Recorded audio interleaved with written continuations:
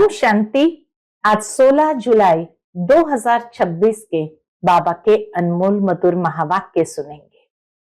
आज की मुरली से पहले गीत बजा है जले न क्यों परवाना।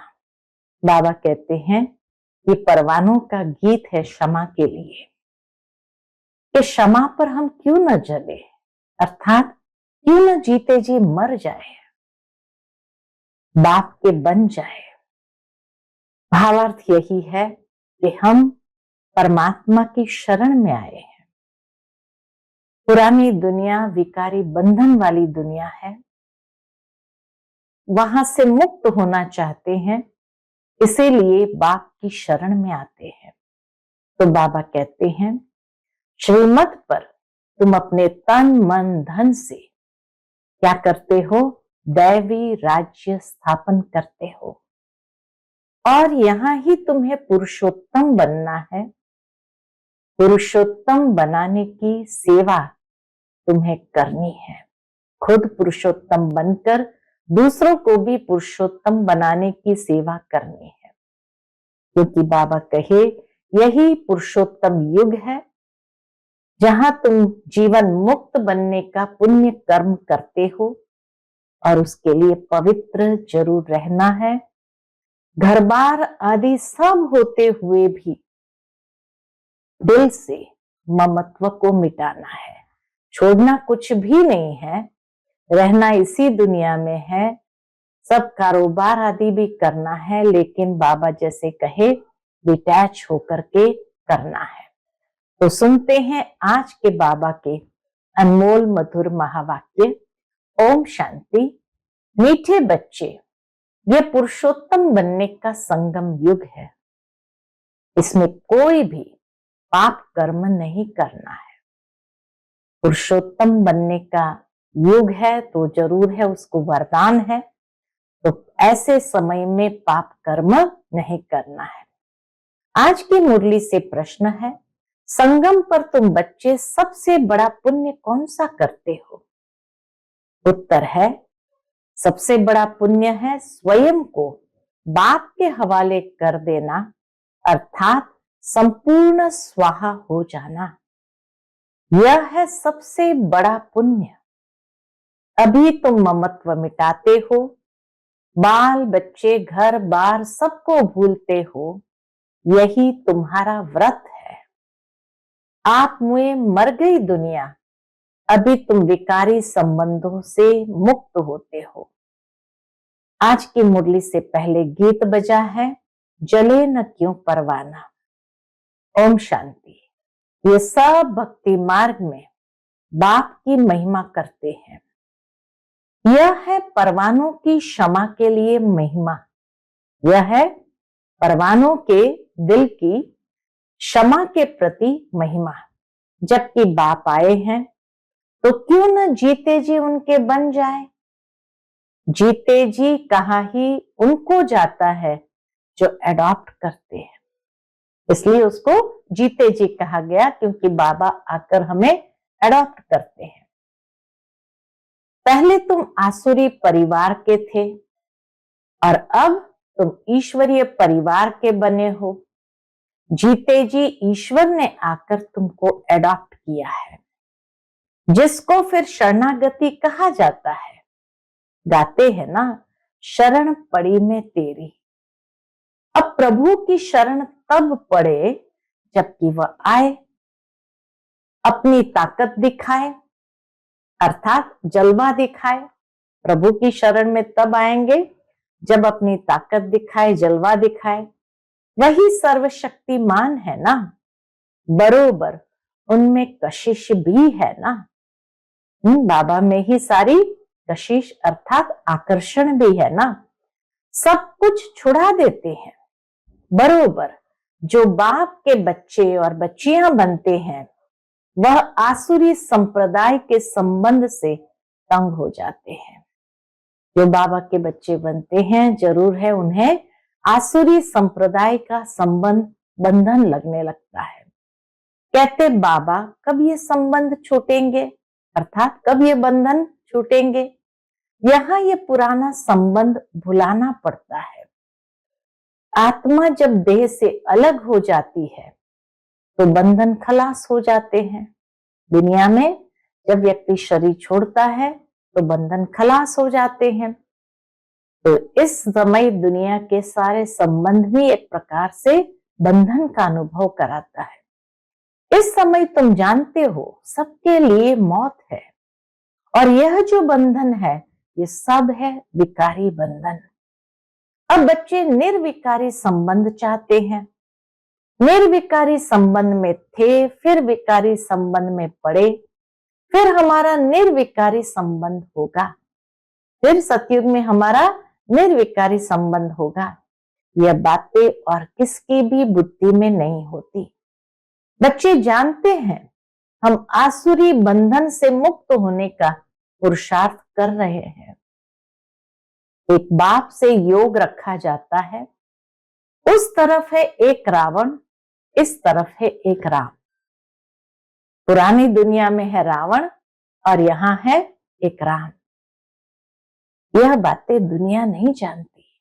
कहते भी है राम राज्य चाहिए, परंतु सारी दुनिया रावण राज्य में है ये कोई समझते नहीं है।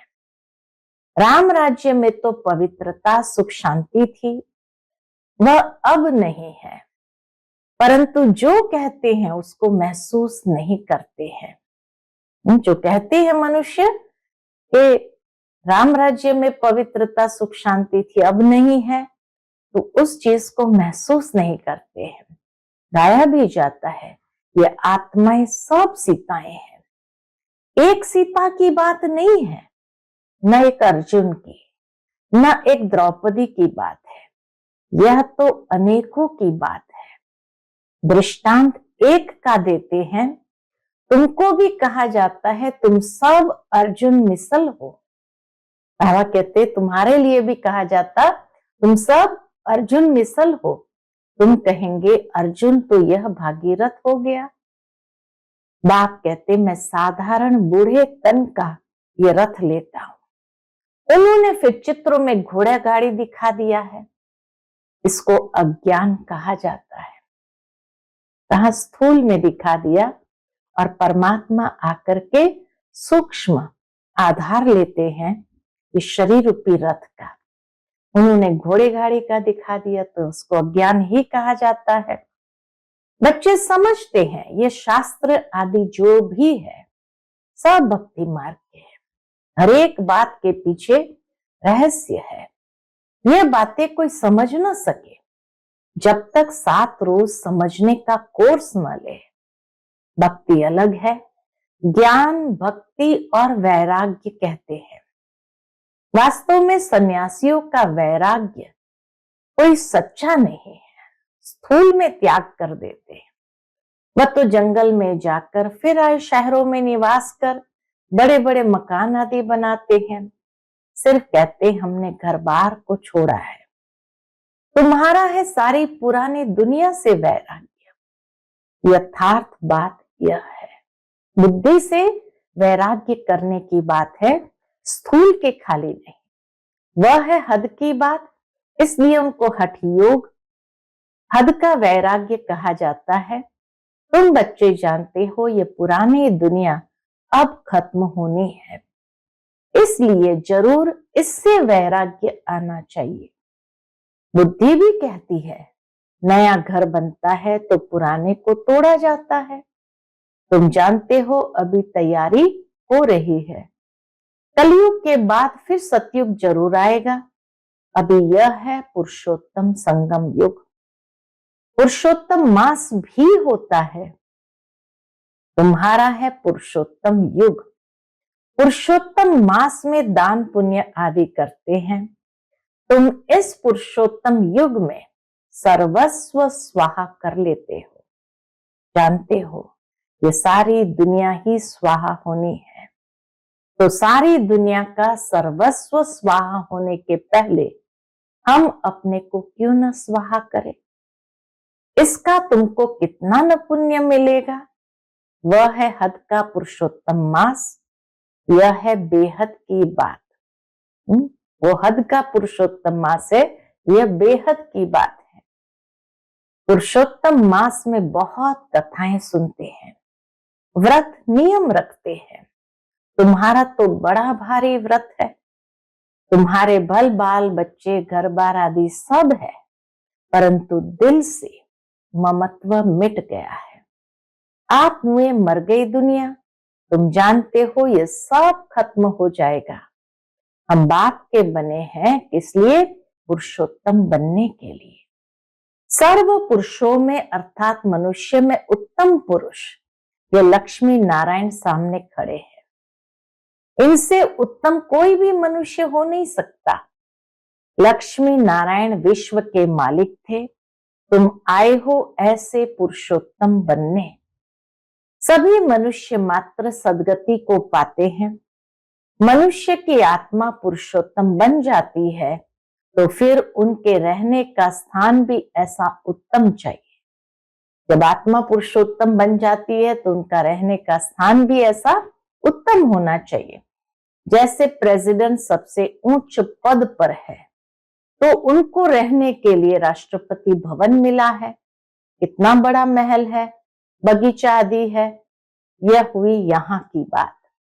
राम राज्य को तो तुम जानते हो, हाँ तो महाराजा महारानी राज करते हैं तो उनका महल कितना बड़ा होगा।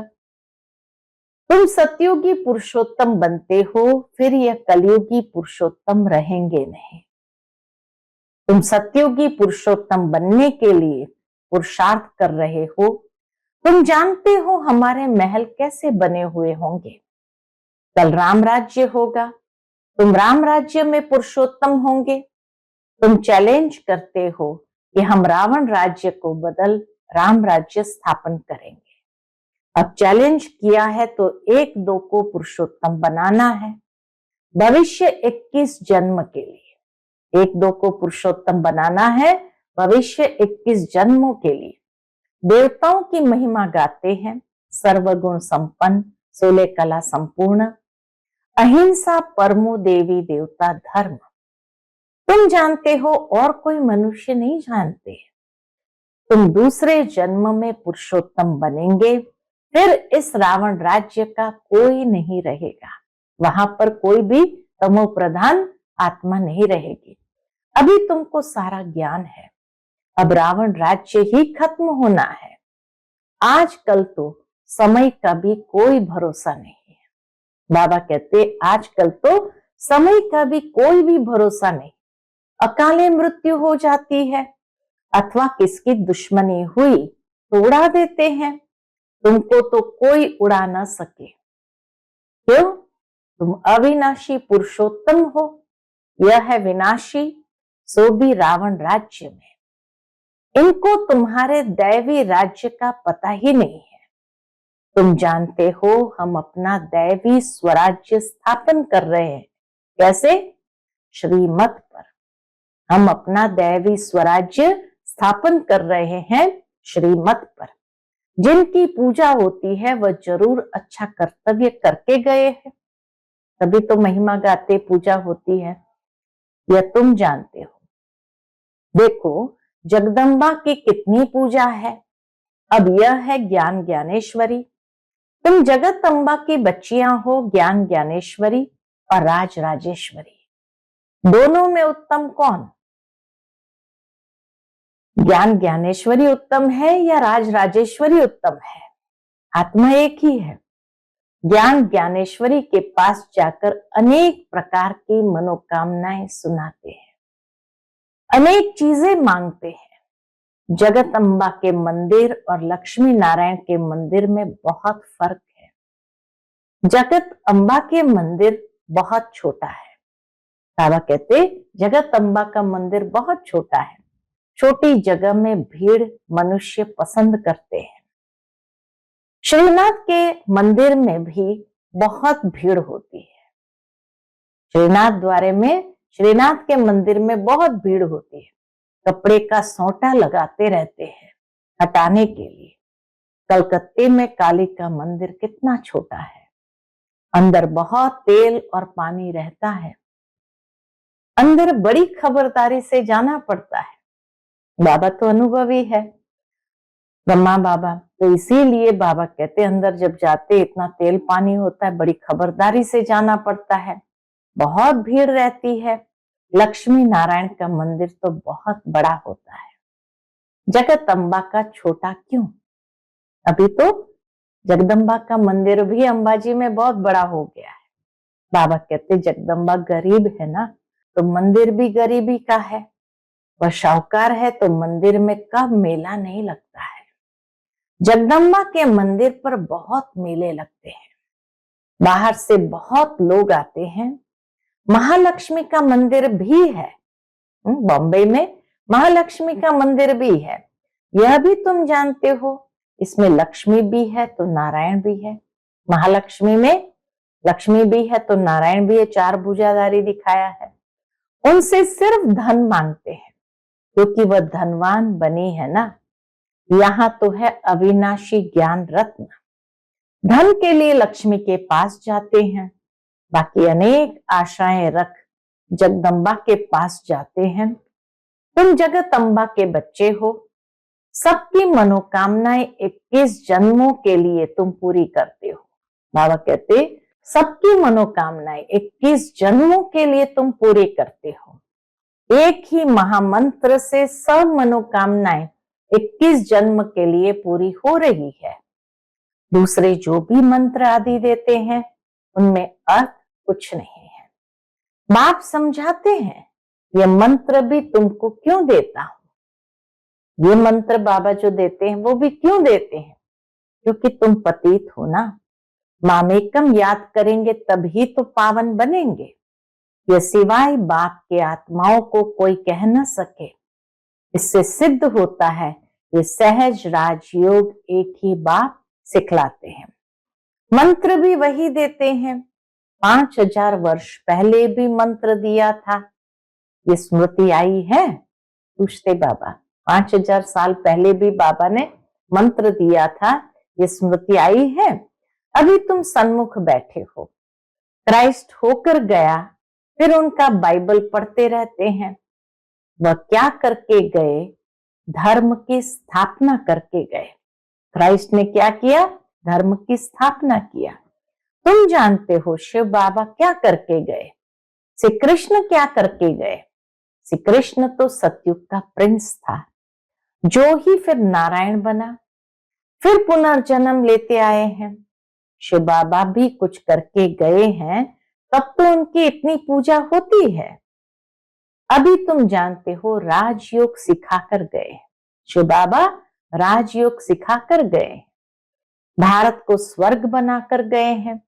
जिस स्वर्ग का पहला नंबर मालिक खुद नहीं बने, खुद शिव बाबा नहीं बने, वह तो श्री कृष्ण बना। जरूर श्री कृष्ण की आत्मा को पढ़ाया, तुम समझ गए हो। श्री कृष्ण की वंशावली तुम बैठे हो। बाबा कहे वास्तव में श्री कृष्ण की वंशावली तुम बच्चे हो। राजा रानी को माता पिता अन्नदाता कहते हैं। राजस्थान में भी राजा को अन्नदाता कहा जाता है। राजाओं की कितनी मान्यता होती है। आगे सब शिकायतें राजा के पास आती थी, दरबार लगती थी, कोई भूल करते थे तो बहुत पछताते थे। आजकल तो जेल बर्ड्स बहुत है, घड़ी घड़ी जेल में जाते हैं। अभी तुम बच्चों को गर्भ जेल में नहीं जाना है, तुमको तो गर्भ महल में आना है। इसलिए बाप को याद करो तो विकर्म विनाश होंगे, फिर कब गर्भ जेल में नहीं जाएंगे। वहां पाप होता नहीं है, सतयुग में पाप होता नहीं है, सब गर्भ महल में रहते हैं। सिर्फ कम पुरुषार्थ के कारण कम पद पाते हैं। उच्च पद वालों को सुख भी बहुत रहता है। यहाँ तो सिर्फ 5 वर्ष के लिए गवर्नर प्रेसिडेंट मुकर्रर करते हैं। तुम समझा सकते हो कि भारत ही दैवी राजस्थान था, भारत ही दैवी राजस्थान बना। अभी तो न राजस्थान है और न राजा रानी है।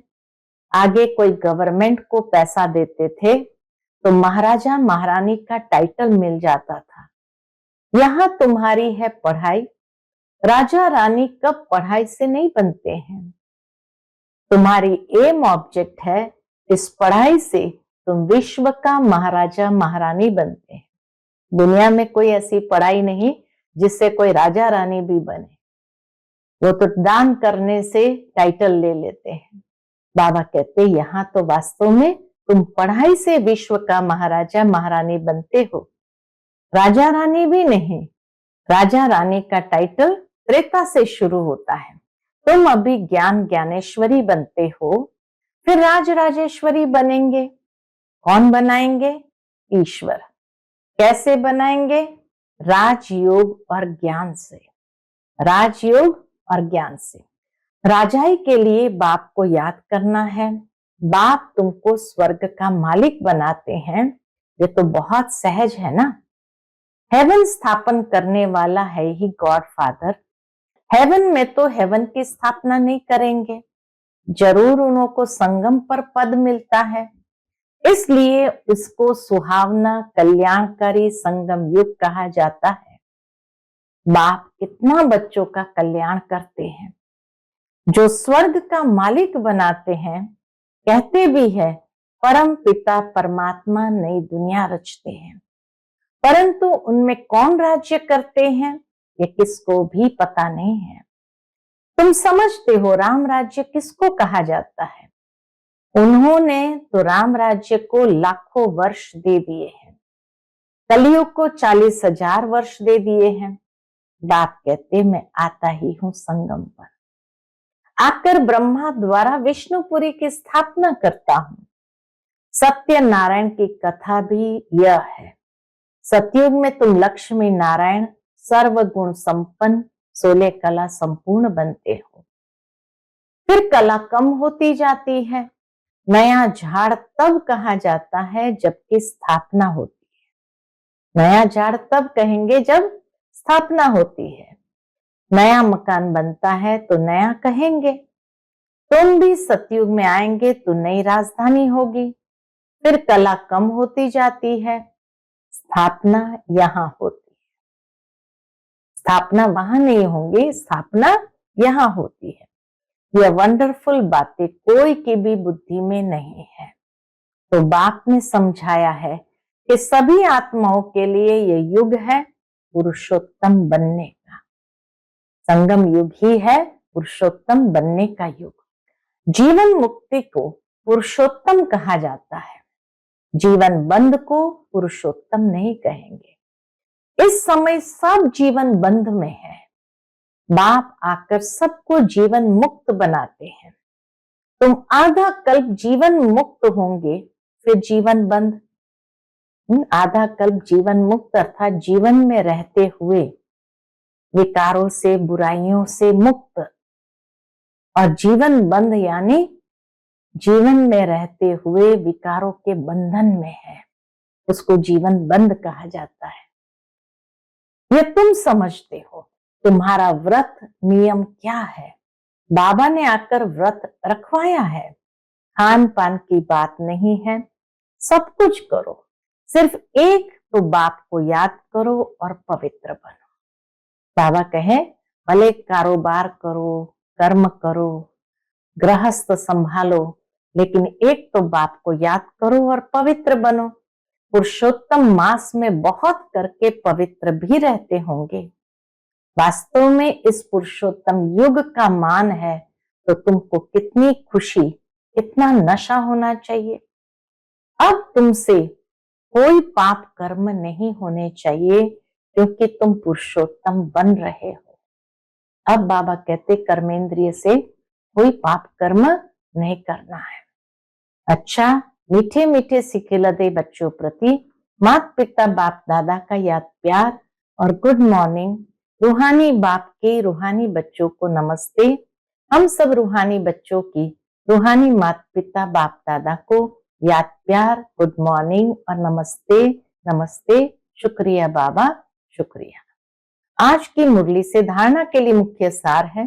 पहली पॉइंट, इस पुरुषोत्तम युग में जीवन मुक्त बनने के लिए पुण्य कर्म करने हैं, पवित्र जरूर रहना है, घर बार आदि सब होते, दिल से ममत्व मिटा देना है। दूसरी पॉइंट, श्रीमत पर अपने तन मन धन से दैवी राज्य स्थापन करना है। पुरुषोत्तम बनाने की सेवा करनी है, दूसरों को भी पुरुषोत्तम बनाने की सेवा करनी है। आज का बाबा का मधुर वरदान हम बच्चों के प्रति है, सहयोग द्वारा स्वयं को सहज योगी बनाने वाले निरंतर योगी भव। सहयोग द्वारा स्वयं को सहज योगी बनाने वाले निरंतर योगी भव। संगम युग पर बाप का सहयोगी बन जाना, यही सहज योगी बनने की विधि है। जिनका हर संकल्प, शब्द और कर्म बाप की व अपने राज्य की स्थापना के कर्तव्य में सहयोगी रहने का है, उसको ज्ञानी योगी तु आत्मा, निरंतर सच्चा सेवाधारी कहा जाता है। बहुत सुंदर बात बाबा ने कही, जिनका हर संकल्प, शब्द और कर्म बाप की व अपने राज्य की स्थापना के कर्तव्य में सहयोगी रहने का है, उसको ज्ञानी तु आत्मा, योगी तु आत्मा, निरंतर सच्चा सेवाधारी कहा जाता है। मन से नहीं तो तन से, तन से नहीं तो धन से, धन से भी नहीं तो जिसमें सहयोगी बन सकते हो उसमें सहयोगी बनो। तो यह भी योग है। जब हो ही बाप के तो बाप और आप, तीसरा कोई न हो, इससे निरंतर योगी बन जाएंगे। आज का स्लोगन है, संगम पर सहन करना अर्थात मरना ही स्वर्ग का राज्य लेना है। संगम पर सहन करना अर्थात मरना ही स्वर्ग का राज्य लेना है। आज का अव्यक्त इशारा है, ज्वाला स्वरूप स्थिति में रह शक्तिशाली याद का अनुभव करो। उसके अंतर्गत बाबा कहते, समय प्रमाण रहे हुए जो भी मन के संबंध संपर्क के हिसाब किताब है, उसे ज्वाला स्वरूप याद में भस्म करो। लगन है, इसमें बाप दादा भी पास करते हैं, लेकिन अभी लगन को अग्नि रूप में लाओ। विश्व में जो चारों ओर भ्रष्टाचार, अत्याचार की अग्नि जल रही है, वह आप बच्चों के योग अग्नि से, ज्वाला रूप याद से समाप्त हो जाएगी। अच्छा, ओम शांति।